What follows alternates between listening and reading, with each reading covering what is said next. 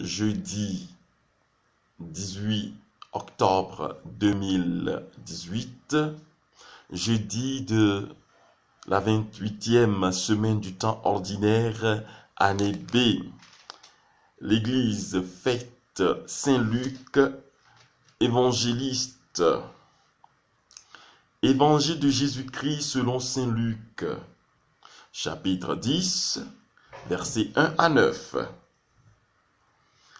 Parmi ses disciples, le Seigneur en désigna encore 72, et il les envoya deux par deux devant lui dans toutes les villes et localités où lui-même devait aller. Il leur dit: la moisson est abondante, mais les ouvriers sont peu nombreux. Priez donc le maître de la moisson d'envoyer des ouvriers pour sa moisson. Allez, je vous envoie comme des agneaux au milieu des loups. N'emportez ni sac, ni argent, ni sandales, et ne vous attardez pas en salutation sur la route. Dans toute maison où vous entrerez, dites d'abord: paix à cette maison. S'il y a là un ami de la paix, votre paix ira reposer sur lui. Sinon, elle reviendra sur vous. Restez dans cette maison, mangeant et buvant ce que l'on vous servira, car le travailleur mérite son salaire. Ne passez pas de maison en maison. Dans toute ville où vous entrerez et où vous serez accueillis, mangez ce qu'on vous offrira. Là, guérissez les malades et dites aux habitants: le règne de Dieu est tout proche de vous. Acclamons la parole de Dieu. Louange à toi, Seigneur Jésus. Bien-aimés frères et sœurs, en cette fête de Saint-Luc l'évangéliste, le texte que nous avons en méditation et proposé par l'Église nous pousse à voir l'urgence de la prédication, de l'évangélisation.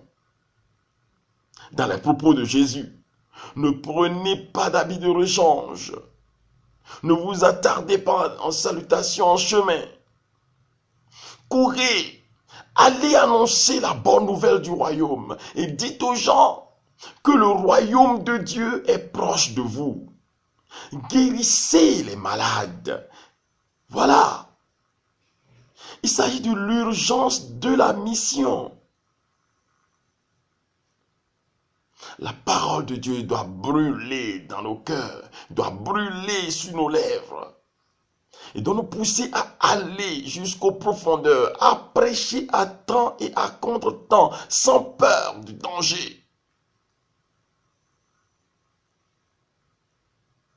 Nous devons prêcher la bonne nouvelle et Jésus nous invite ici à le faire, comme Saint Luc, par des paroles, par des écrits, etc.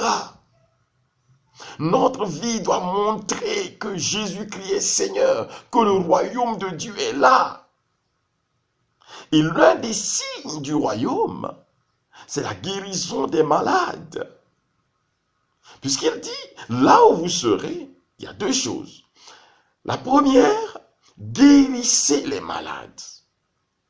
Et la deuxième, dites aux habitants, le règne de Dieu est tout proche de vous. La manifestation du règne de Dieu se retrouve dans la guérison des malades, dans la libération des opprimés, Comme nous pouvons le voir dans Luc chapitre 4,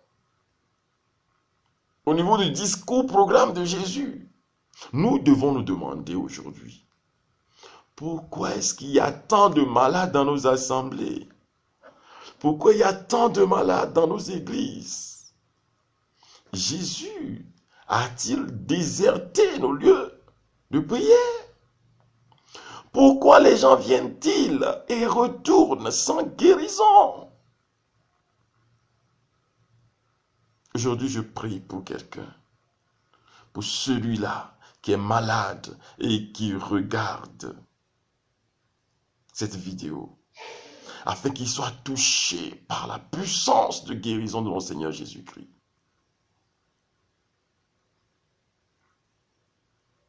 Cette parole te libère du mal.